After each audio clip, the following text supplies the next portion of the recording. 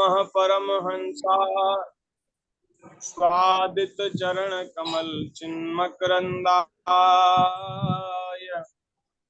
भक्त जनमानस निवासाय श्रीरामचंद्राय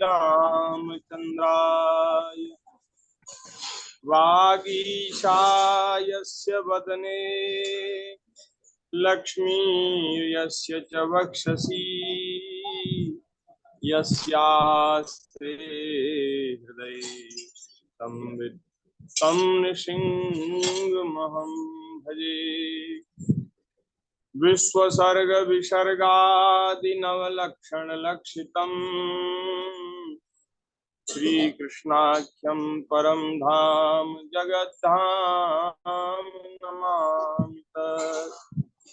नारायणं नमस्कृत्य नरं चैव नरोत्तमं देवीं सरस्वतीं व्यासं ततो जयमुदीरये।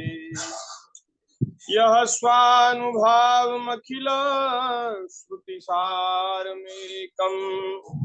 अध्यात्मदीपमतितीर्षतां समुन्धम् संसारिणां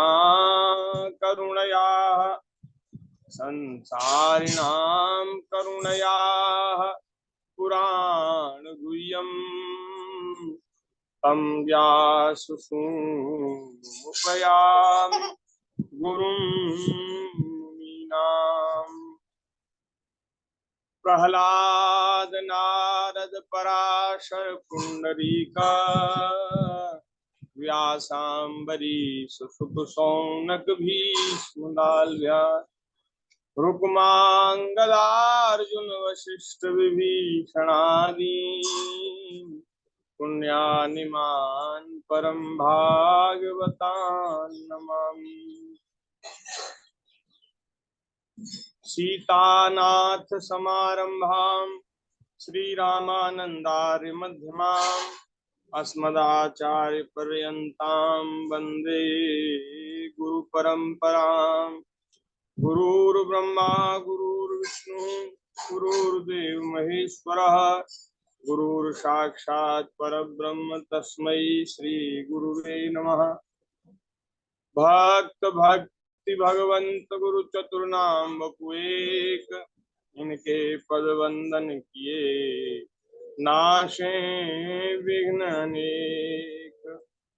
चार जुगन में भक्त जे तिनके पद की धूरी सर्वसु सिर धरि राखी मेरी जीवन।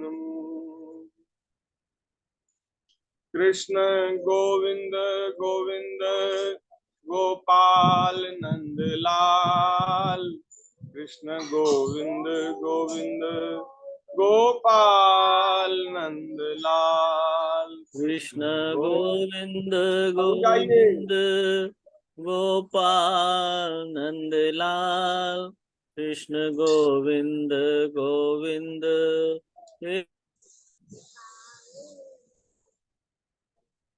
गोपाल नंद लाल गोपाल नंद लाल गोपाल नंद लाल हे गोपाल नंद लाल। सभी माइक खोल ले। गोपाल नंद लाल हे गोपाल नंद लाल हे गोपाल नंद लाल हे हे गोपाल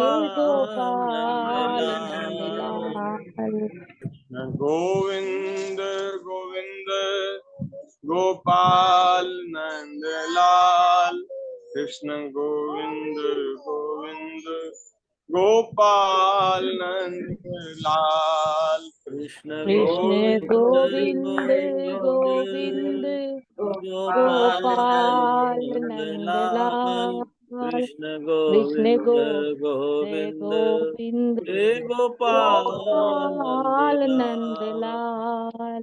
गोपाल नंद लाल गोपाल नंद लाल गोपाल नंद लाल हे गोपाल गोपाल नंदलाल गोपाल नंदलाल। बोलिए श्री कृष्ण गोपाल गोपाल भगवान की, भगवान की जय श्री वृंदावन बिहारी लाल की, की जय श्री सीतारामचंद्र भगवान की जय, जय श्री हनुमान जी महाराज की जय, जय श्री जय शंकर भगवान की जय, जय श्री 84 कोस ब्रजमंडल धाम की जय, जय वृंदावन धाम की जय, जय जय नारस रानी की जय, जय श्री गिरिराज महाराज की जय, जय श्रीमद्भागवत महापुराण की जय, जय श्री सुखदेव जी महाराज की जय, जय भगवान श्री वेद व्यास जी महाराज की राज जय, की जय श्री सदगुरुदेव भगवान की जय, जय सब संत हरि भक्तन की जय, जय गौ माता की जय, जय तुलसी माता की जय, जय जय जय श्री राधे, राधे श्याम जय श्री सीताराम, हर हर महादेव। महादेव नारायण नारायण नारायण। हम सब लोग बड़े भाग्यशाली हैं।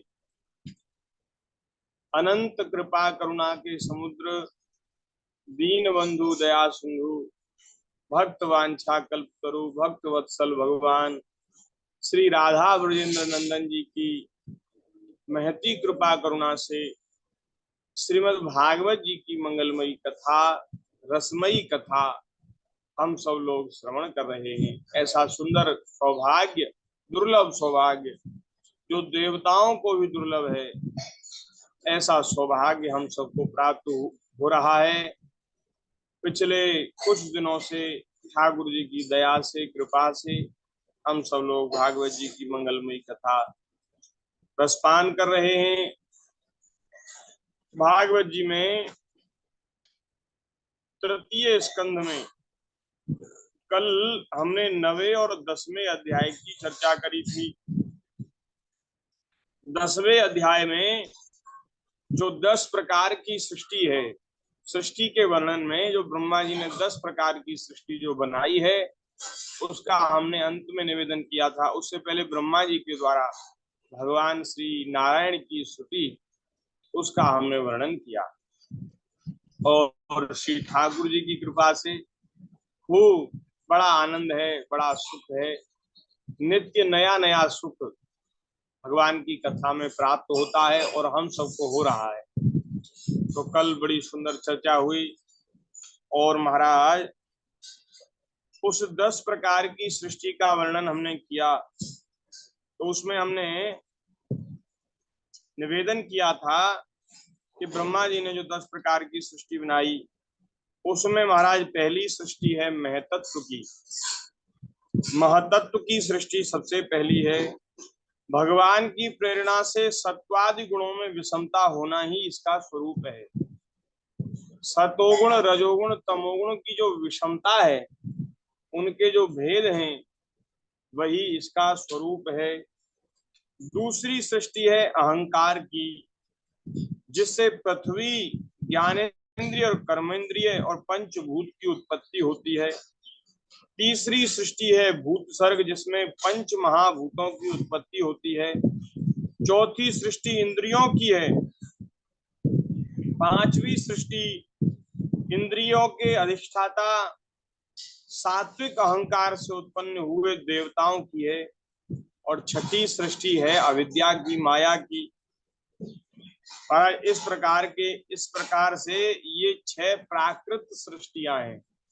2 प्रकार की सृष्टि है, प्राकृत और वैकृत। प्राकृत सृष्टि के 6 भेद हैं और वैकृत सृष्टि 4 प्रकार की है। तो उसमें महाराज 7वीं सृष्टि है वृक्षों की। वृक्ष 6 प्रकार के होते हैं। वनस्पति, औषधि, लता, त्वक्सार, वीरुद और द्रुम। देखो क्या बढ़िया विज्ञान है महाराज। जो वनस्पतियों के जो प्रकार है ना, हमारे महापुरुषों ने, ऋषियों ने उनका अलग अलग विभाग अंतर किया हुआ है, उनके नाम अलग हैं। वृक्षों के स्वभाव और उनकी एक प्रकृति अलग अलग होती है। सभी वृक्षों की कई प्रकार के वृक्ष होते हैं, वृक्षों की अलग अलग प्रकार की प्रजातियां हैं। तो उनमें महाराज सबसे पहली है वनस्पति। पहली है वनस्पति। वनस्पति वे वृक्ष होते हैं जिनमें मोर नहीं आता, फल आने से पहले फूल नहीं आता, सीधे फल ही आता है। जैसे गूलर बड़ पीपल, ये जो बड़े बड़े वृक्ष होते हैं गूलर बड़ पीपल, इनमें मोर नहीं आता, फूल नहीं आता, सीधा फल ही आता है। और आम आदि के जो वृक्ष हैं उनमें पहले फूल आता है और फिर फल लगता है, उनको कहते हैं द्रुम, उनको द्रुम कहते हैं। और वनस्पति कहते हैं ऐसे वृक्षों को जिनमें सीधे फल आता है। और महाराज जिनमें पहले फूल आता फिर फल आता, उनको द्रुम कहते हैं।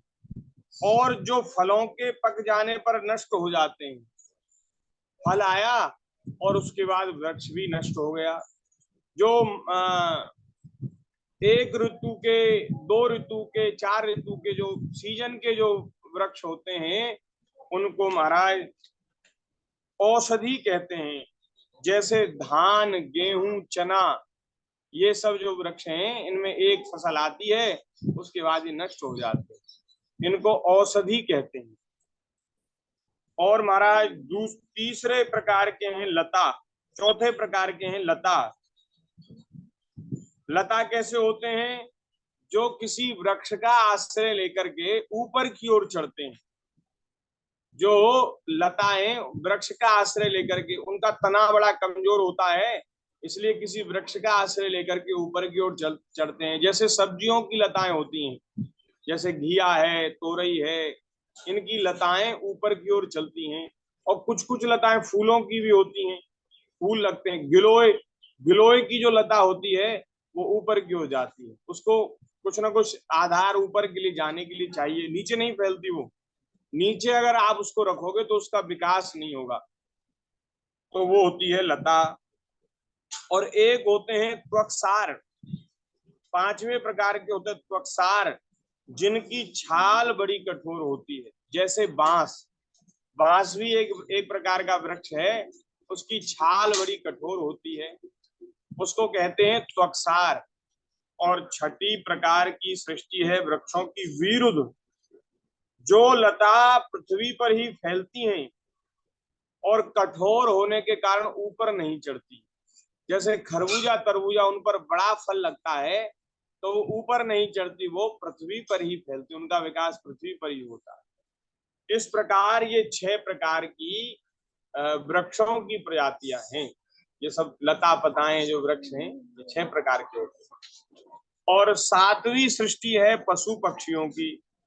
पशु पक्षियों की सृष्टि को 28 प्रकार का माना जाता है, जिनमें काल का ज्ञान नहीं होता, तमोगुण की अधिकता होती है और खाना पीना सोना ही जानते हैं।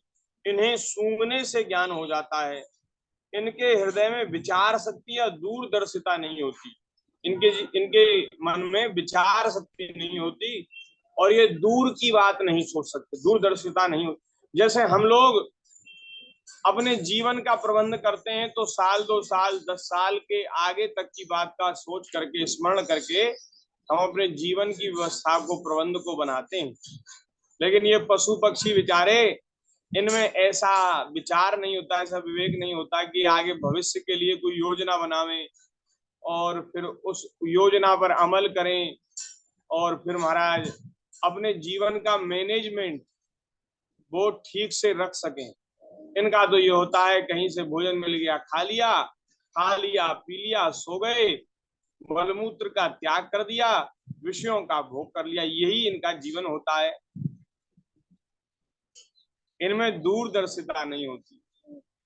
ऐसा ही जीवन महाराज आजकल मनुष्यों का हो गया है। मनुष्य भी प्राय दूरदर्शिता से हीन हो रहे हैं, भविष्य की चिंता नहीं करते। बोले भैया खाओ पियो मौज करो, और कल तो महाराज कल किसने देखा है। ऐसी भी एक लोगों की मानसिकता है कि ये जिंदगी ना मिलेगी दोबारा, इसलिए विषय भोग भोगो।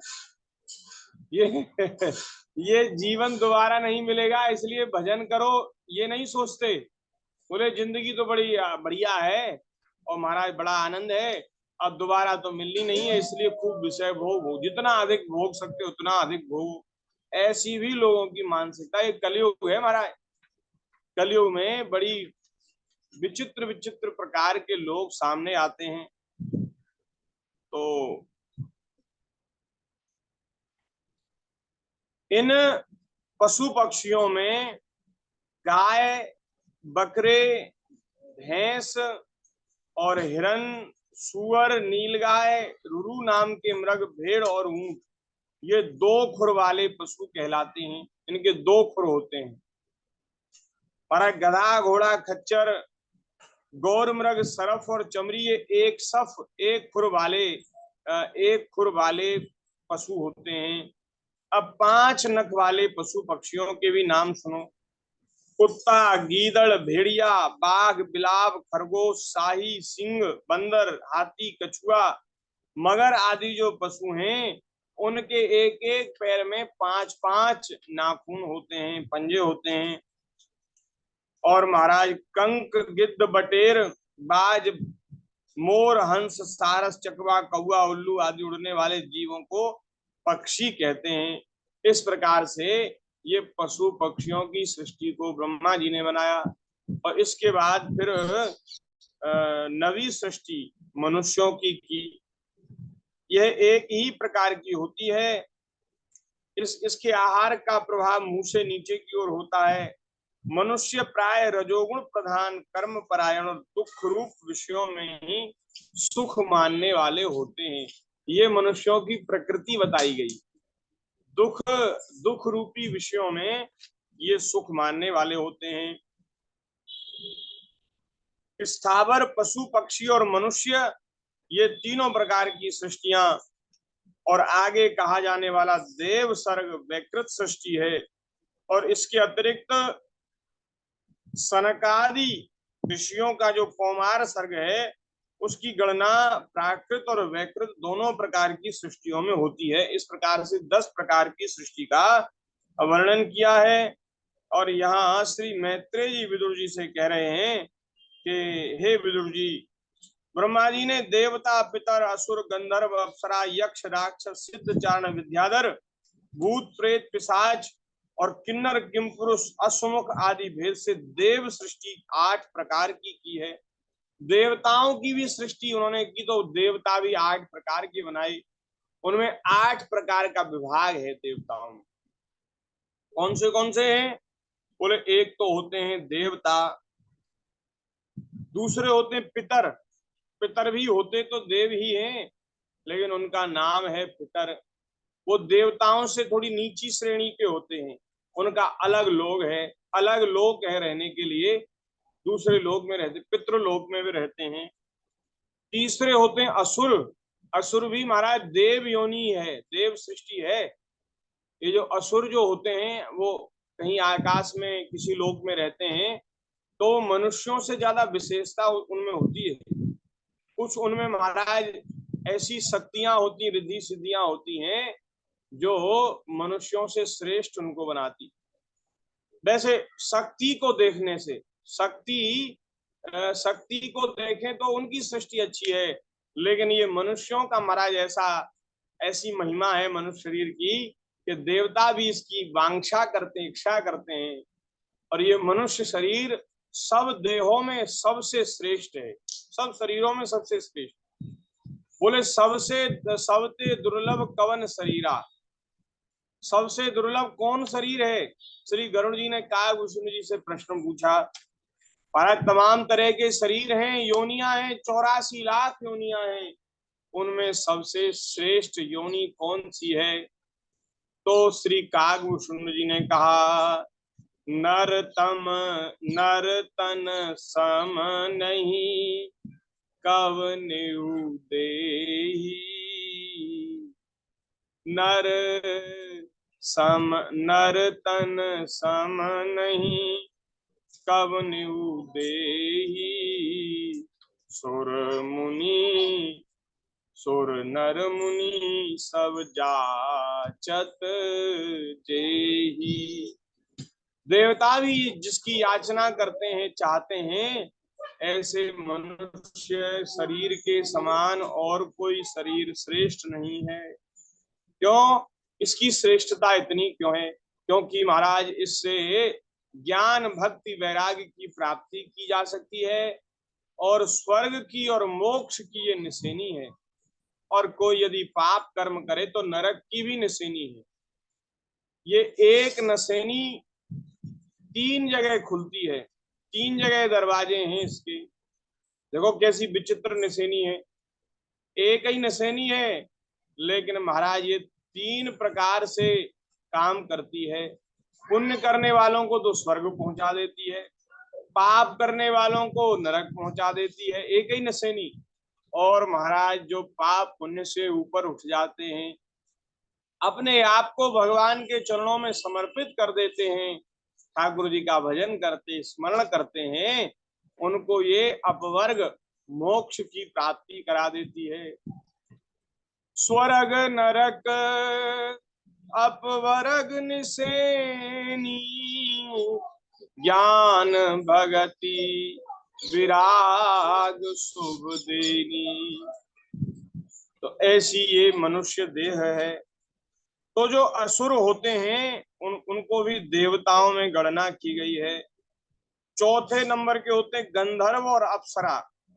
गंधर्व और अप्सरा, उनमें पुरुषों को तो गंधर्व कहते हैं, स्त्रियों को अप्सरा कहते हैं।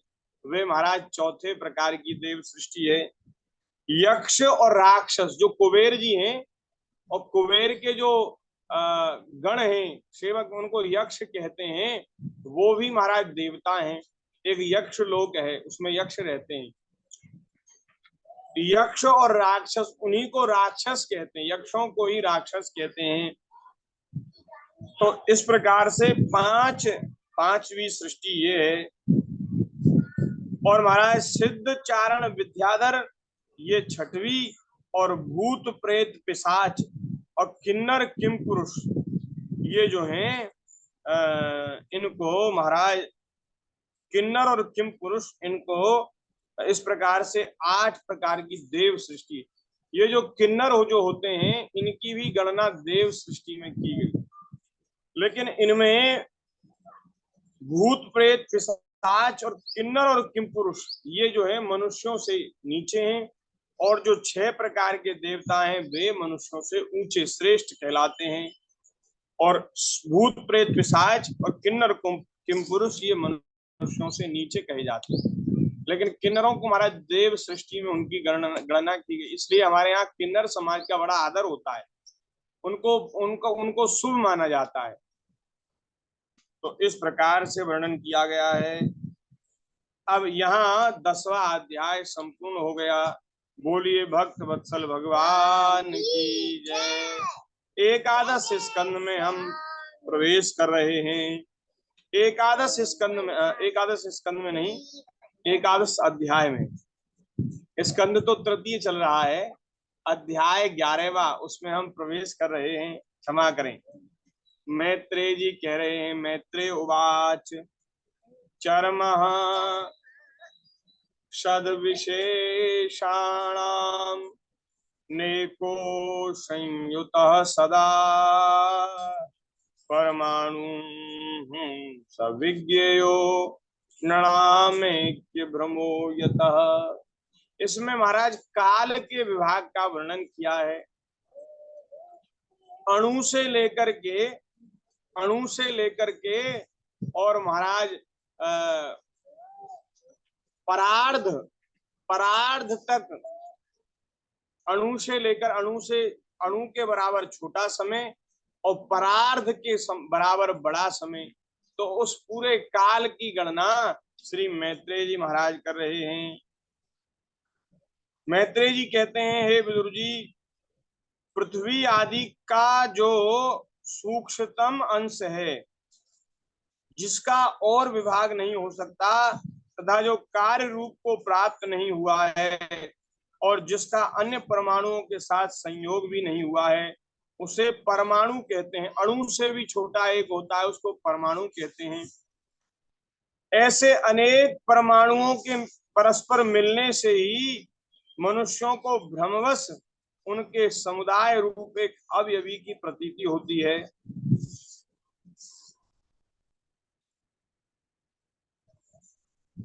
और महाराज ये जो दो दो परमाणु हैं, वो दो परमाणु मिलकर के एक अणु बन जाते हैं। और तीन अणुओं के मिलने से त्रिश्रेणु होता है। त्रिश्रेणु किसको कहते हैं? त्रिश्रेणु अणु और परमाणु को तो हम नहीं देख सकते, लेकिन त्रिश्रेणु हमें देखने में आता है। जब किसी झरोके से, खिड़की से सूर्य की किरणें कमरे में आती, कक्ष में आती हैं, तो महाराज उसमें रेत के धूल के कण छोटे छोटे दिखाई पड़ते हैं। वो किसी उसमें से, खिड़की में से जब सूर्य की किरणें आती तो उन किरणों में एक छोटे छोटे अंश घूमते हुए दिखाई देते हैं। उनको कहते हैं त्रिश्रेणु। और त्रिश्रेणु से भी छोटा होता है अणु, और अणु से भी छोटा होता है परमाणु। और महाराज ऐसे तीन त्रिश्रेणुओं को पार करने में सूर्य भगवान को जितना समय लगता है उसे त्रुटि कहते हैं। त्रुटि 100 त्रुटियों को मिलाकर के एक वेद बनता है, और 3 वेद का एक लब होता है। 3 लब को एक निमेष कहते हैं। निमेष, जितना पलक झपकाने में जितना समय लगता है उसको भी निमेष ही कहते हैं। एक निमेष, पलक झपकाने में जितना समय लगता है। महाराज 3 निमेष को एक क्षण कहते हैं। एक क्षण, बोले एक क्षण रोको तो सही महाराज। तो 3 निमेष को एक क्षण कहते हैं। और 5 क्षण की एक काष्ठा होती है, 15 काष्ठा को एक लघु कहते हैं, 15 लघु की एक नाड़िका कही जाती है, 2 नाड़िका का एक मुहूर्त होता है। और दिन के घटने बढ़ने के अनुसार 6 या 7 नाड़िका का 6 या 7 नाड़िका का एक प्रहर होता है। यह याम कहलाता है, जो मनुष्य के दिन या रात का चौथाई भाग होता है। माने दिन में भी 4 पहर होते हैं, 4 याम, पहर को ही याम कहते हैं। और रात्रि के भी 4 प्रहर होते हैं। तो इस प्रकार से 24 घंटे में 8 प्रहर हो गए। तो एक प्रहर हुआ 3 घंटे का, 8 या 24, तो 3 घंटे का एक प्रहर होता है। उसमें महाराज 4 पहर दिन के और 4 पहर रात्रि के कहे जाते हैं। अब महाराज विदुर जी, मैत्रेय जी कह रहे, विदुर जी 4-4 पहर के मनुष्यों के दिन और रात होते हैं, और 15 दिन रात का एक पक्ष होता है। अब पहले जो है हमारी जो शास्त्रीय ऋषि मुनि महात्माओं की जो समय की गणना है, उस समय की हम आपको बता रहे हैं। आजकल तो घड़ी चल गई, कैलेंडर चल गए, अंग्रेजी तारीख, अंग्रेजी महीने चल गए, लेकिन पहले जो समय का विभाग ऋषि मुनि महात्मा करते थे, उस प्रकार से करते थे। वो महाराज पहले प्रहर और घड़ी और मुहूर्त के हिसाब से वो समय का विभाग करते थे। तो 8 पहर का एक दिन रात हो गया, और 15 दिन का एक पक्ष हो गया, 2 पक्ष का एक महीना हो गया। महीने में 2 पक्ष होते, 2 पक्ष बीत गए तो मानो 1 महीना बीत गया है। और इसके बाद जो हमारा 1 महीना होता है ना, वो पितरों का एक दिन होता है। पितृलोक में इतना बड़ा एक दिन होता है। जो हमारा 1 महीना होता है वो पितरों का एक दिन होता है। और 2 महीनों को मिलाकर के एक ऋतु होती है। हमारे 12 महीनों में 6 ऋतु होती हैं, 6 ऋतुएं होती हैं। और उन तो 6 ऋतुएं वही, तो 2 महीने की एक ऋतु हो गई, और 6 महीने का एक अयन होता है। साल भर में 2 अयन होते हैं, उत्तरायण और दक्षिणायन। ये जो मकर संक्रांति आती है जनवरी में, इससे उत्तरायण प्रारंभ हो जाता है और फिर 6 महीने तक उत्तरायण रह करके फिर दक्षिणायन हो जाता है। तो साल में 2 अयन होते हैं, 6 ऋतुएं होती हैं। तो महाराज ये दोनों अयन मिलकर के, 2 अयन मिलकर के माने हमारा जो एक वर्ष है वो देवताओं का एक दिन होता है। एक वर्ष हमारा और देवताओं का एक दिन होता है। हमारे तो यहाँ 12 महीने बीत जाते हैं और वहां एक दिन रात बीतता है स्वर्ग में। वहां समय जो है, समय की अलग प्रकार की गणना है। और महाराज ऐसे 100 वर्ष जो हैं, हमारे जो 100 वर्ष हैं, इतनी मनुष्य की परम आयु कलयुग में कही गई है। 100 वर्ष की परम आयु मनुष्यों की होती है कलयुग में। 100 वर्ष कोई जी जाए आज के समय में तो उसको बहुत माना जाता है, भैया बहुत जी लिए, बहुत महाराज। और जब वो शरीर छोड़ते हैं तो विमान निकाला जाता है, बोले महाराज अपनी दीर्घायु भोग करके गए, परमायु भोग करके गए। तो विमान निकालते हैं और बाजे वाले गाने वालों को बुलाते हैं कि भैया ये तो अपना पूरा समय भोग करके। बड़े पुण्यात्मा वे लोग होते हैं जो अपनी पूरी आयु भोग